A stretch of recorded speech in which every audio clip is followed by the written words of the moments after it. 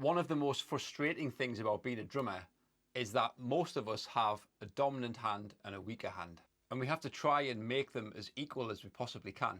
It can feel like an uphill challenge trying to make our weaker hand feel as comfortable and as natural as our dominant hand. But by using this super simple method to practice your rudiments, you can really start to even out your hands and make your weaker hand catch up.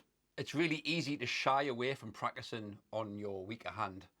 And you might think things like, well, I'm a right-handed drummer and I play a right-handed kit, so I'm never going to need to play a single stroke roll leading with the left hand.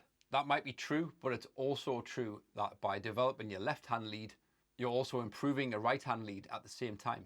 When you play any rudiment that requires you to play the same thing with both hands, like single strokes, like double strokes, paradiddles, and pretty much most of the rudiments require you to have some kind of balance in both of your hands. And that's the reason why single strokes, even though they're one of the first rudiments that most of us learn to play, it's also one of the hardest rudiments to really master, because you've got to be super even and super consistent on both hands. Doesn't matter how good your dominant hand is, if your weaker hand is falling way behind, you're not going to play nice even singles. So we're going to use a paradiddle to help us out here. The function of a paradiddle is to allow us to switch our lead hand.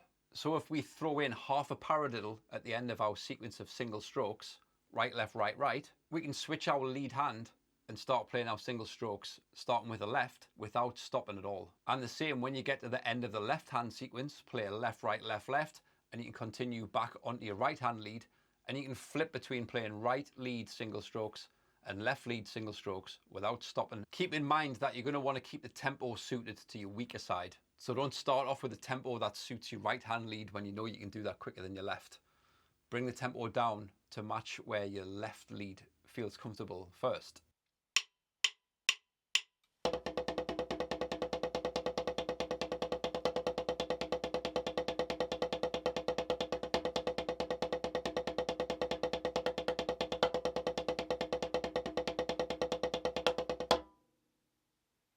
Now let's do the same with double strokes, using right, left, right, right to get out of the right hand lead, straight into left hand lead doubles, and use left, right, left, left to get out of that, back into the right hand lead.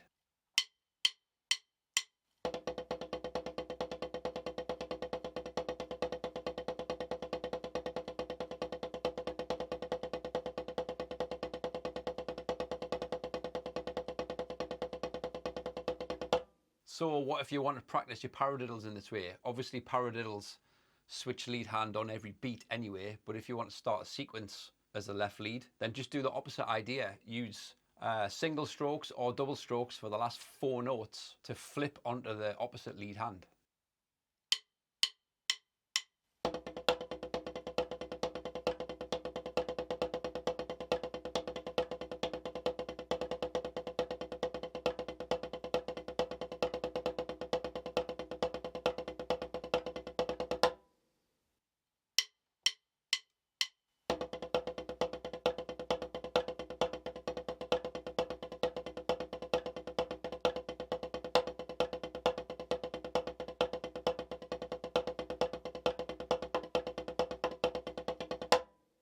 Now you can get really creative with this idea and start using sequences of 2, 3 or 4 rudiments and finding different ways of setting up that flip to get onto your opposite lead hand. Here's a few that I like to practice just to give you some ideas.